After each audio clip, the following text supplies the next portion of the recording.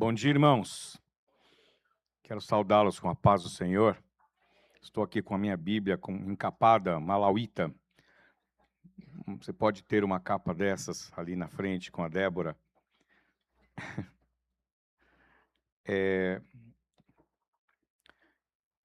Eu gostaria de compartilhar com vocês sobre esse tema que não é muito fácil. Porque os justos sofrem. E justo aqui não é aquele que não tem erro nenhum. É o justo, ou seu sinônimo, justificado pela cruz de Cristo. É aquele que foi salvo por Jesus.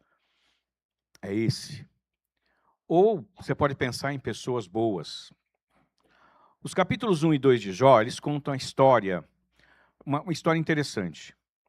Fala sobre Jó e um encontro no céu, uma reunião em que Satanás estava no meio dessa reunião, né? Vieram conversar com Deus, os filhos de Deus, os anjos, e Satanás estava no meio deles. E Deus olha para Satanás e fala: você está vindo de onde, cara? Eu estou vindo de dar uma olhadinha aí pelo que está acontecendo nesse planetinha. E aí Deus já fala imediatamente: você olhou, você observou meu servo Jó? Não há ninguém na terra como ele, homem reto que se desvia do mal. E aí Satanás faz uma provocação. É lógico que ele te adora, se desvia do mal. O senhor, ele é rico, o senhor cercou ele com todas as coisas boas que o mundo pode oferecer, assim qualquer um vai fazer isso. Aí Deus, tá bom.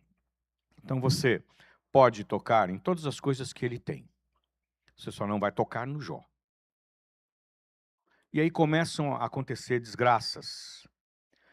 4 mensageiros começam a vir até Jó. Os 3 primeiros falam sobre os bens materiais que são ou roubados ou destruídos. E o último mensageiro vem falar de que seus filhos e filhas e toda a família estavam reunidos no lugar. Veio uma ventania, o local desabou e matou todo mundo. Jó perdeu bens e perdeu seus entes queridos.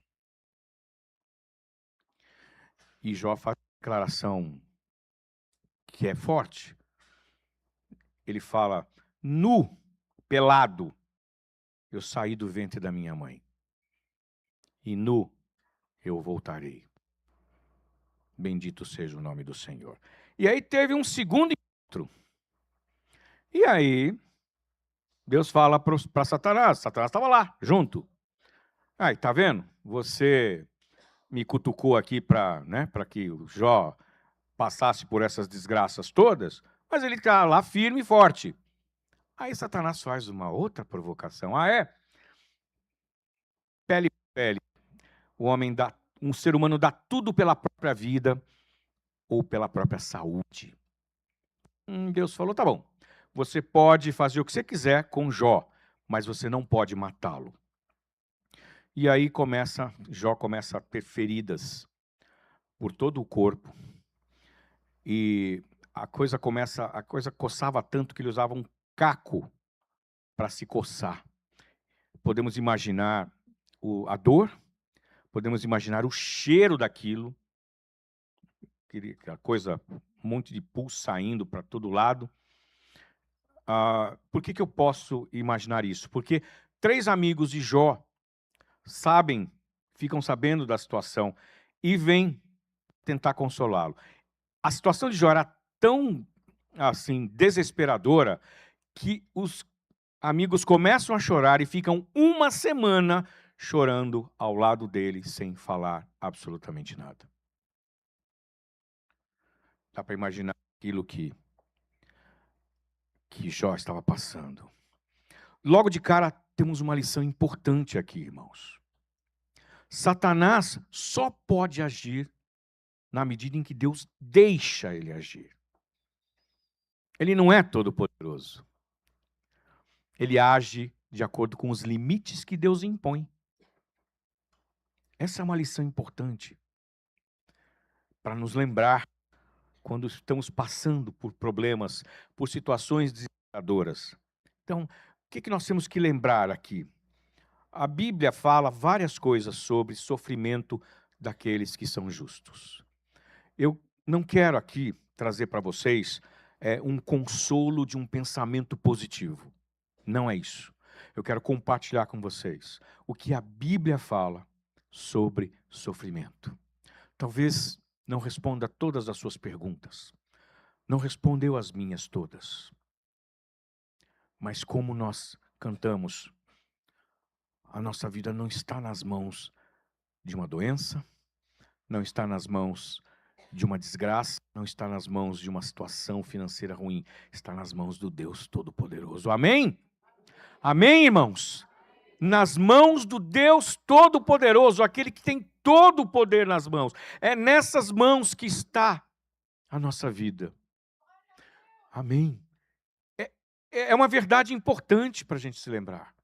Porque, irmãos, se a gente pensar na nossa vida normal, nossa vida, nosso dia a dia, a chuva cai, como a Bíblia fala, a chuva cai sobre bons e maus, sobre bandidos e pessoas de bem. O sol também brilha para todas as pessoas. Não importa se seja o pior bandido ou o mais inocente ser humano. É a mesma coisa. Mas a Bíblia ensina também que tanto justos quanto injustos têm que sofrer e sofrem pelas consequências do pecado que começou lá com Adão e Eva. Todos nós, justos ou injustos, sofremos as consequências desse pecado. Nós somos pecadores. Sofremos a consequência. Ah, mas eu não fiz nada. O casalzinho lá é que pisou na bola.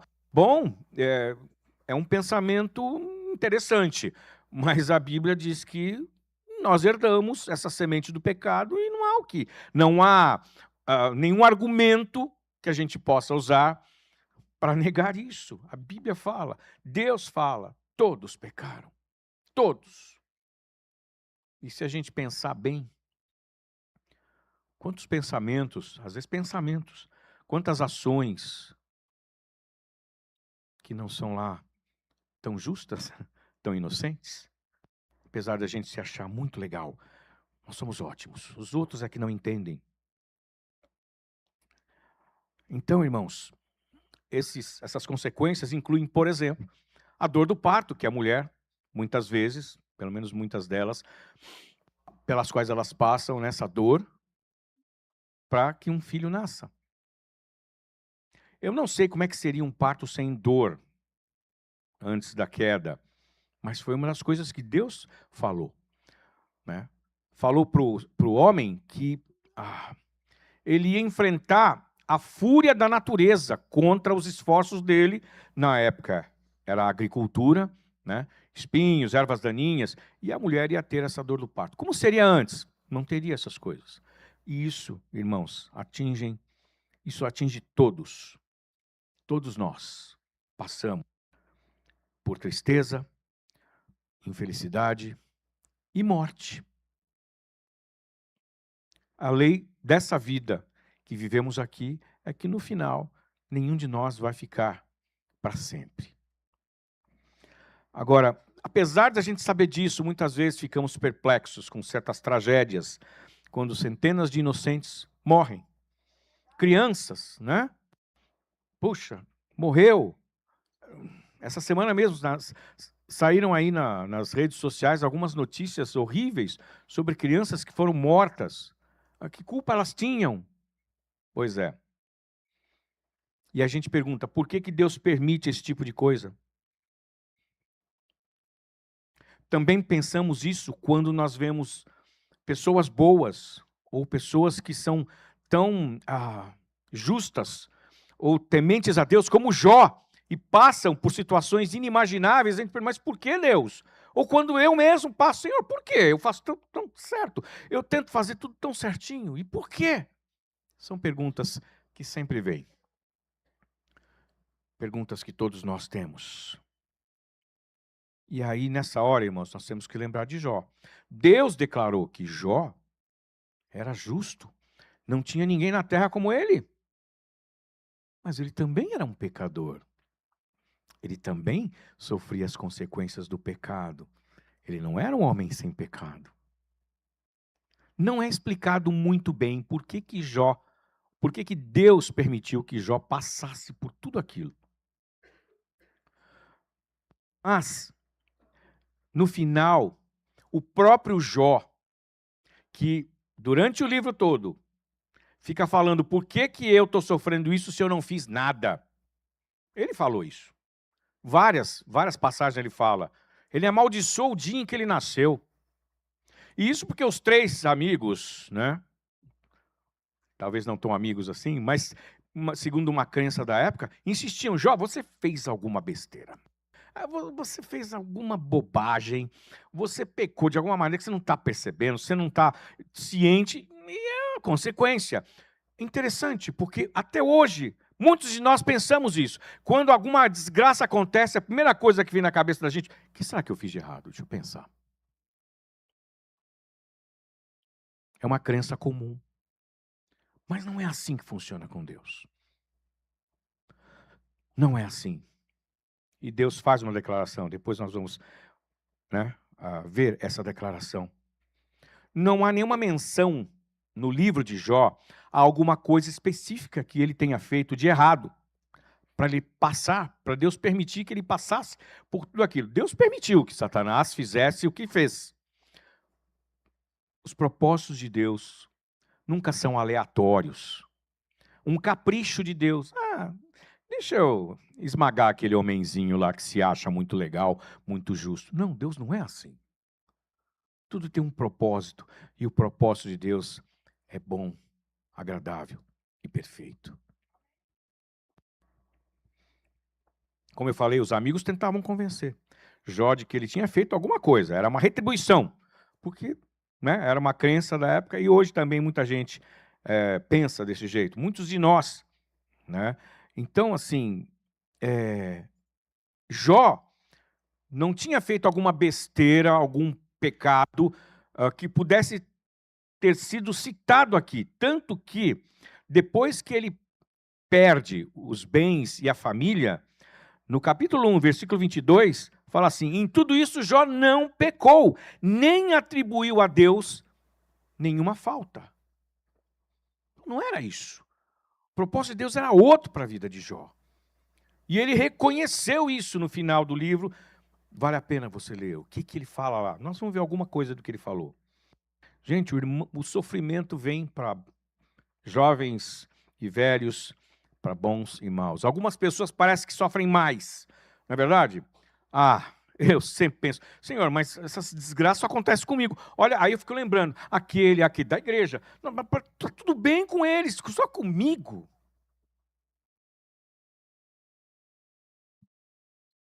Parece, né?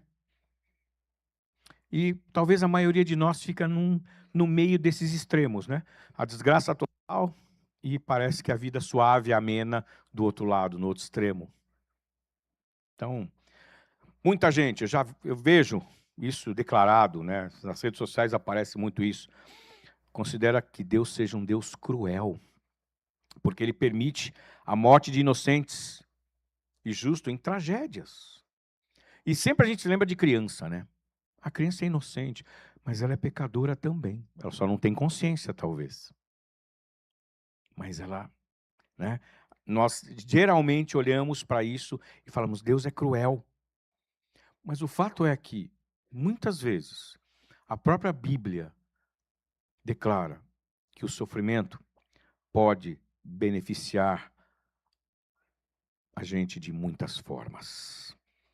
Grandes bênçãos podem vir por meio do sofrimento. O hino que nós cantamos, como o Tada explicou aqui, foi composto por um missionário inglês que tinha acabado de perder não só a esposa, mas 3 filhas.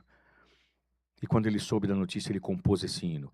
Ele era um louco? Ele era um iludido? Ele tinha um pensamento positivo? Não.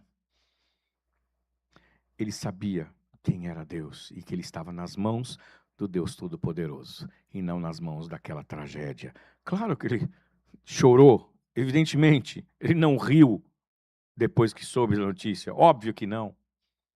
Mas ele pôde confiar em Deus de tal maneira que ele foi capaz de compor aquele hino. Em Gênesis 22, conta a história de Abraão, e quando Deus fala para ele, né? Abraão não tinha filhos até os 99 anos lá, e Deus promete um filho. E fala, olha, esse filho aí, né, é que vai ser a sua descendência. E depois que esse menino estava aí nos seus, né, na sua adolescência, Deus fala, olha, leva seu filho e sacrifica ele para mim.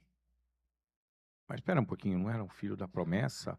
Não ia ser a descendência? Mas eu fico imaginando o que Abraão, como pai, pensou. Eles foram por um caminho de um longo tempo ali, né, andava-se a pé, até o local onde seria feito o sacrifício.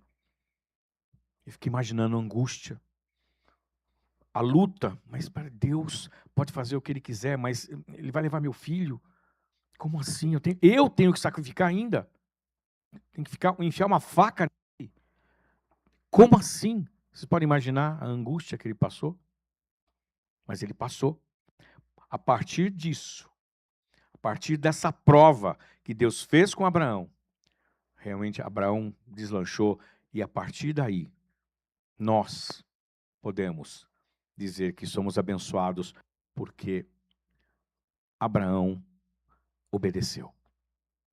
Prova difícil, sofrimento, angústia, mas ele precisava passar por isso para colocar toda a sua esperança em Deus, porque ele ia viver várias situações que exigiam uma fé inabalável.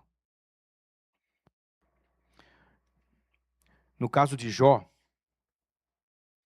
no capítulo 42 do livro de Jó, que é o último capítulo, ele faz uma declaração muito interessante. Ele passou por todo aquele sofrimento, ele reclamou pra caramba. Aí, numa boa parte do livro até o final, Deus dá uma ralada nele, dá um monte de broncas em Jó. E a pergunta básica é: quem é você para me questionar? A pergunta básica é essa, Deus falando para ele: quem é você para me questionar? Aí fala: onde você estava quando eu lancei os fundamentos da terra e tal? Várias perguntas. E aí Jó, no capítulo 42, versículo 1, Jó respondeu ao Senhor e disse: bem sei que tudo podes. Nenhum dos teus planos pode ser frustrado. Tu perguntaste, Jó falando para Deus, quem é este, Jó, que sem conhecimento encobre os meus planos? Questiona, né, os planos. Na verdade, aí Jó falando, falei do que eu não entendia. Coisas que são maravilhosas demais para mim. Coisas que eu não conhecia. Aí no versículo 5, eu te conhecia só de ouvir, mas agora meus olhos te veem. O que os olhos de Jó viram? Eu não sei, nós não sabemos. Mas Jó percebeu a importância do que ele passou, que modificou a visão que ele tinha de Deus. E foi extremamente importante isso para ele. Deus declarou no início que Jó era um homem justo, mas faltava coisa ainda. Faltava alguma coisa. Nossa, mas precisava passar por tudo aquilo lá? Caramba! Nós não sabemos. O fato é que Jó, né, Deus restaurou a saúde do Jó, restaurou os bens, restaurou a família. Mas essa declaração de Jó, eu bem sei que o Senhor pode tudo. Nenhum dos seus planos pode ser frustrado. Não tem como. Eu te conhecia de ouvir, agora meus olhos te veem.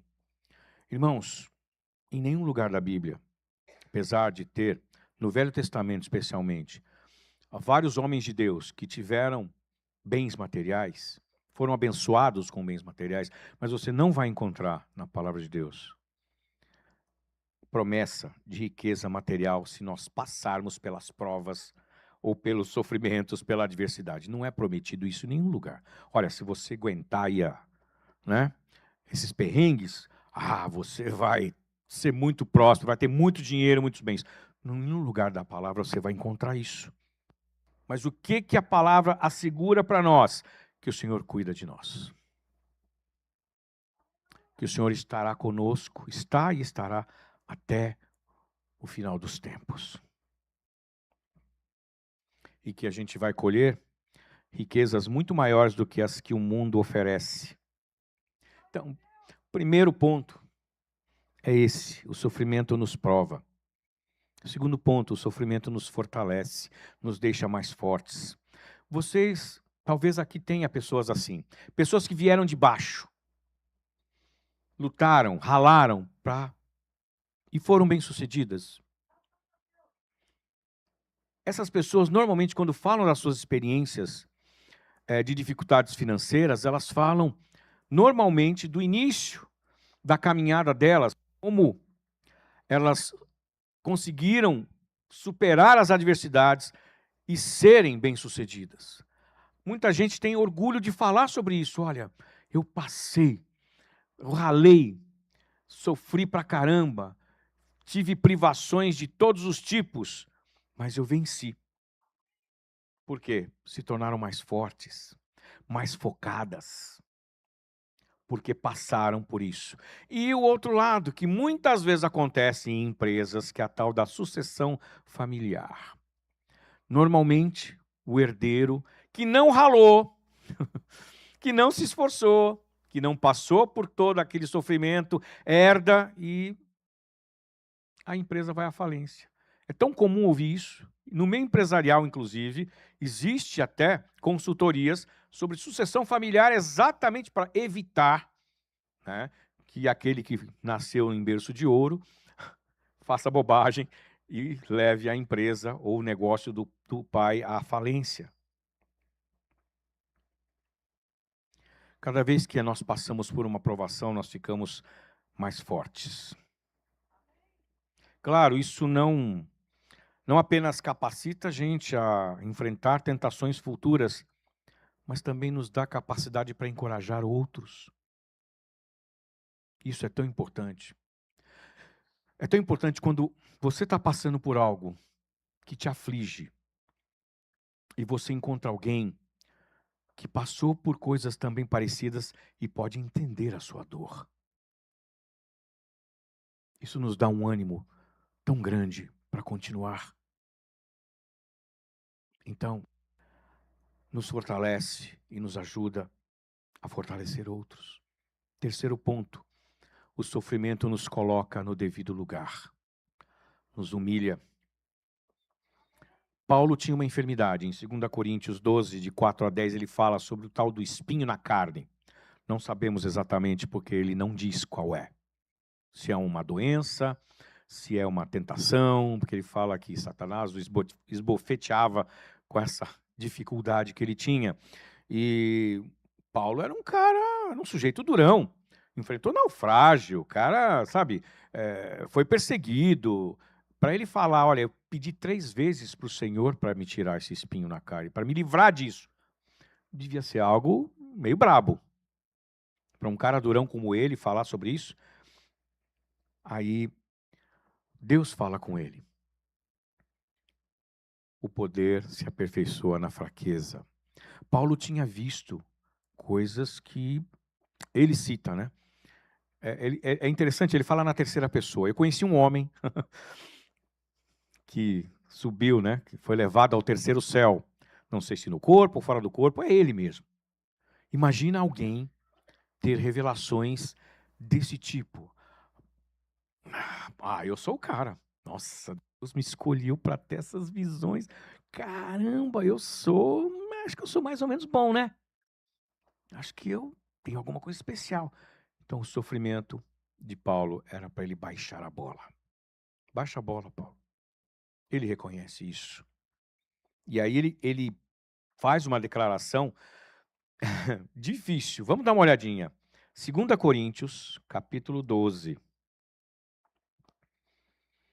Até parece que que não é muito real aquilo que ele fala, mas vindo de quem vem, que é Paulo, ele não ia falar algo se ele realmente não pensasse aquilo que ele pensou quando declarou isso. Capítulo 12, o versículo 10.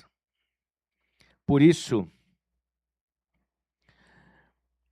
aliás, no versículo 7, ele fala assim: para que eu não ficasse orgulhoso com a grandeza das revelações, foi-me posto um espinho na carne, mensageiro de Satanás, para me esbofetear, a fim de que eu não me exalte, para que ele ficasse no lugar dele. E aí no versículo 10, por isso sinto prazer nas perseguições, nas angústias, por amor de Cristo, porque quando sou fraco, então é que sou forte. Olha que interessante essa declaração de Paulo. Ah, então ele era um masoquista, né? Gostava de sofrer. Não, o sofrimento era um parâmetro para que ele pudesse medir. Esse sofrimento vai me impedir de me orgulhar. Olha que interessante isso. Nós nunca pensamos assim. Nunca. E se alguém declara isso, a gente fala, masoquista, sofrer, eu não gosto de sofrer. Não, ninguém gosta de sofrer. Mas para Paulo era um parâmetro, era uma baliza que o norteava para que ele não se exaltasse. Então, irmãos, difícil a gente perceber e a gente entender, mas a nossa meta aqui, com filhos de Deus, não é principalmente aquela vida tranquila, despreocupada. Na verdade, a gente está lutando o tempo todo. O tempo todo. Batalhando para que a gente receba a recompensa que o Senhor prometeu para nós. Então, é claro, o meu desejo como ser humano, eu quero vida tranquila, gente. Eu quero tranquilidade financeira, eu quero saúde boa, eu quero tudo de bom. Mas esse não é o objetivo nosso. Vamos para Atos, capítulo 14, versículo 22. Tem uma verdade aqui que fica muito clara. Atos, capítulo 14, versículo 22.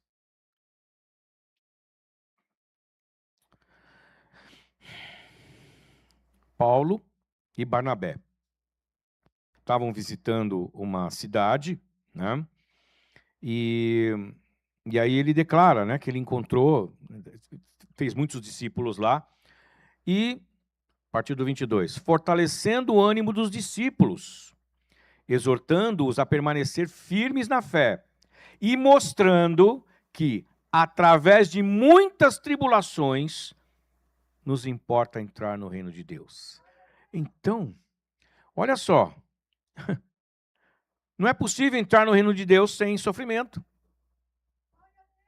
Não é uma notícia à primeira vista muito reconfortante, não é? Mas a nossa luta é contra Satanás, o inimigo das nossas almas. Então, ele não descansa nunca, ele não dá trégua. Então, por que nós iríamos pensar que nós temos uma trégua para viver tranquilos, felizes e sem preocupações? Então, irmãos, se você entrega a sua vida para Jesus, se você entregou sua vida para Jesus, você veio para sofrer. Você atraiu a ira de um ser que tem um certo poder.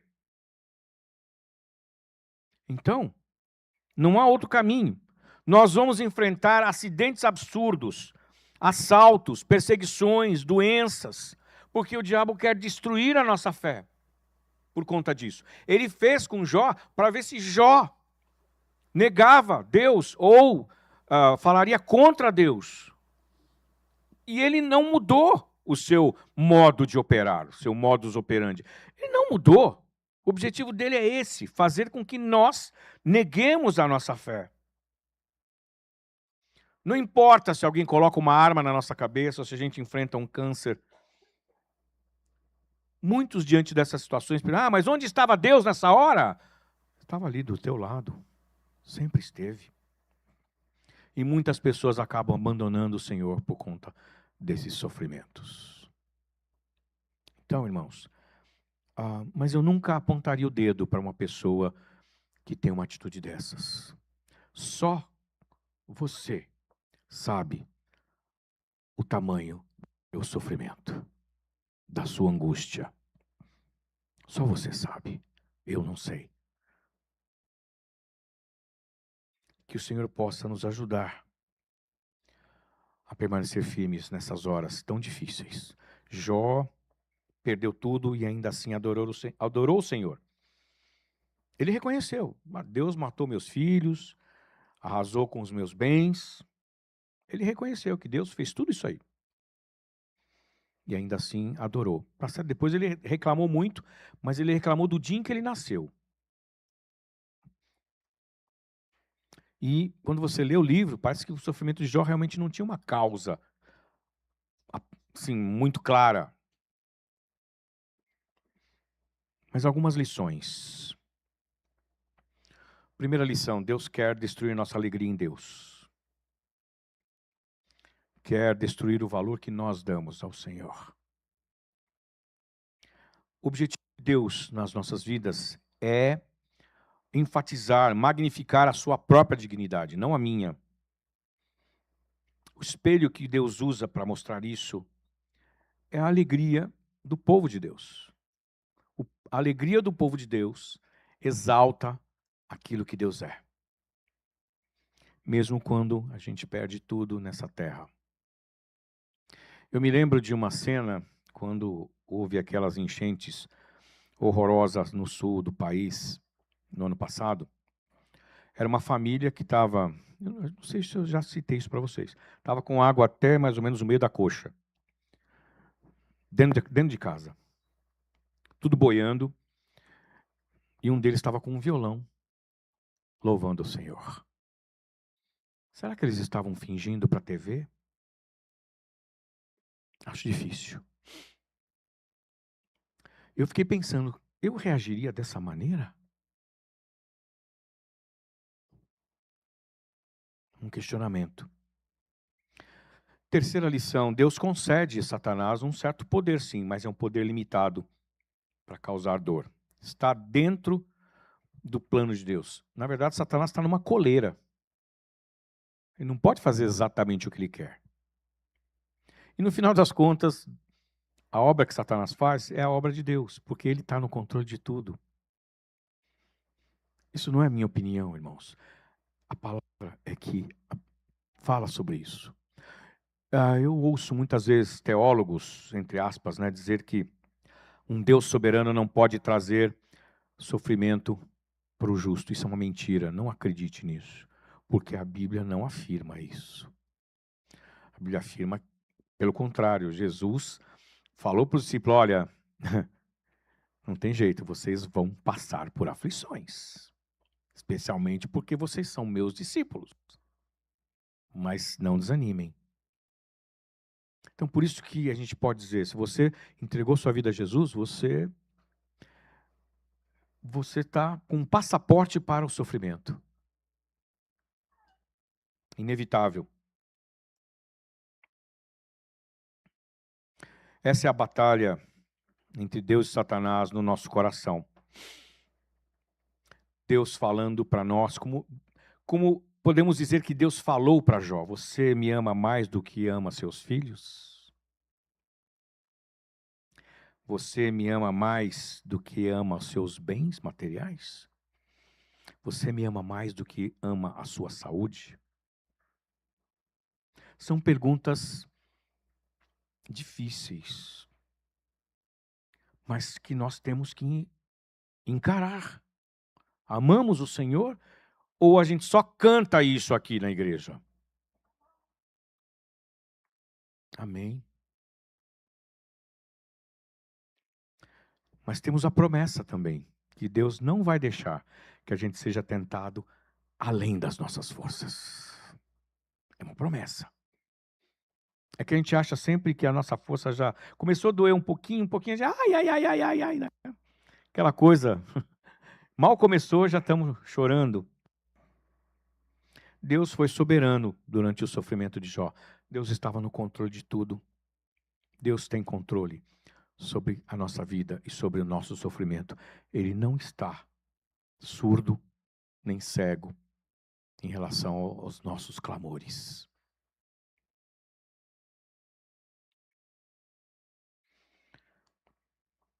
Jó começou a ficar desesperado porque o sofrimento dele durou meses. Meses. E por isso ele começou a reclamar. Ele sentiu, assim, a fé dele vacilar por causa desse sofrimento e dos amigos que ficavam martelando lá, né, que ele tinha feito alguma coisa errada para merecer aquilo que ele estava passando. Salmo 119. Vamos dar uma olhada lá. 119, versículo 71.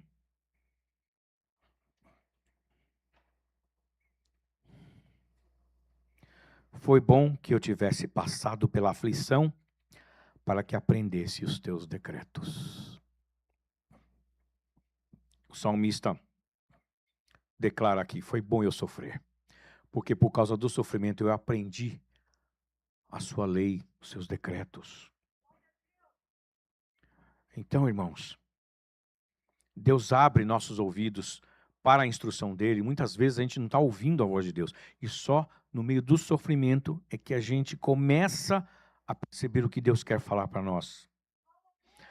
Já repararam? Não sei, né? Talvez aqui alguém não tenha passado por isso, mas eu vou ser sincero para vocês. As maiores lições que eu passei, que eu aprendi com Deus, foi nos momentos em que enfrentei sofrimentos de todo tipo. Físicos, emocionais, psicológicos. Foram os momentos em que eu mais aprendi com o Senhor. Então, temos que crer de todo o coração no poder e na sabedoria de Deus. Deus tem a sua vida nas mãos dele. Não se esqueça disso. Ainda que com perdas e com dor, que a gente possa ser encorajado a seguir o Senhor. Eu queria pedir que o grupo de louvor viesse nos cantar uma canção que começa com a declaração de Jó no capítulo 42, versículo 1. Bem sei que tudo podes e nenhum dos seus planos é frustrado. Amém? Então, é uma canção em primeira pessoa que ela possa ser a sua oração. Eu me lembrei muito dessa canção no período em que eu estava passando por muita dor e foi também o período em que eu perdi um grande amigo. Dor e perda eu experimentei. E eu sei que há pessoas aqui que experimentaram, estão experimentando dor e perda. E essa música sempre vinha na minha cabeça. E as palavras dela me encorajaram. Que possa encorajar você também.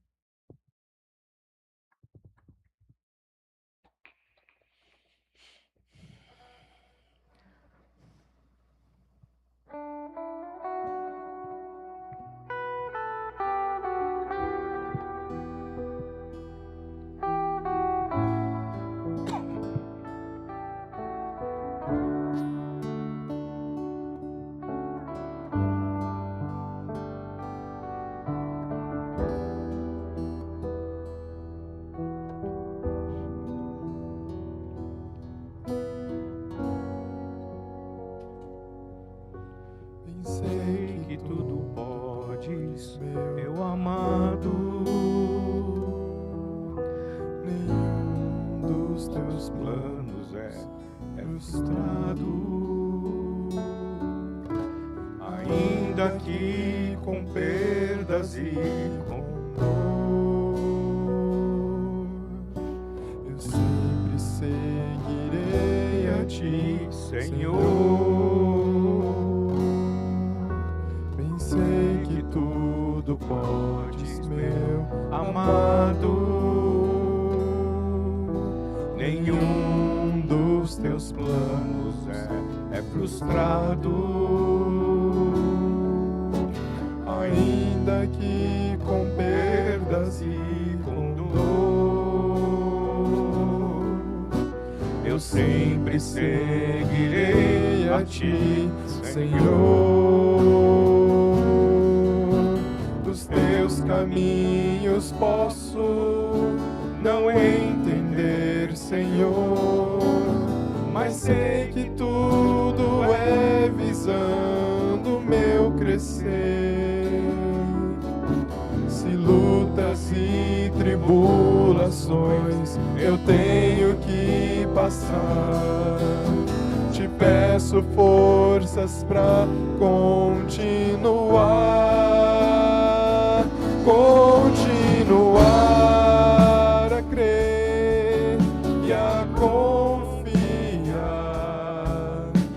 no grande amor que tens, meu Pai, por mim. O meu desejo eterno é te adorar e aos teus pés me derramar sem fim.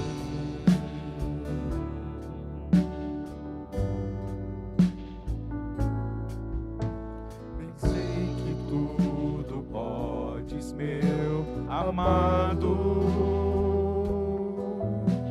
nenhum dos teus planos é frustrado, ainda que com perdas e com dor, eu sempre seguirei a ti, Senhor. Os teus caminhos posso não entender, Senhor, mas sei que tudo é visando meu crescer. Se lutas e tribulações eu tenho que passar, te peço forças pra continuar, continuar a crer e a confiar no grande amor que tens, meu Pai, por mim. O meu desejo eterno é te adorar e aos teus pés me derramar sem fim.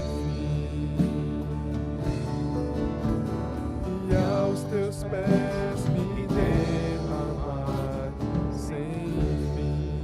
Obrigado, Senhor. Obrigado pela tua promessa de estar sempre conosco. Pai Santo, te peço agora que o Senhor tenha misericórdia do teu povo que sofre. Consola os corações, Pai Santo. Consola, Senhor Deus, dá força, dá esperança de que o Senhor tem tudo nas mãos, nada sai do teu controle. Obrigado, Pai. Obrigado pelo sacrifício de Jesus, um sacrifício tão precioso, por causa do teu grande amor por nós. Obrigado, Senhor. Fortalece-nos, ajuda-nos a ficar firmes em Ti, Senhor, mesmo em meio a dores, tribulações. Em nome de Jesus que nós oramos, Pai. Amém.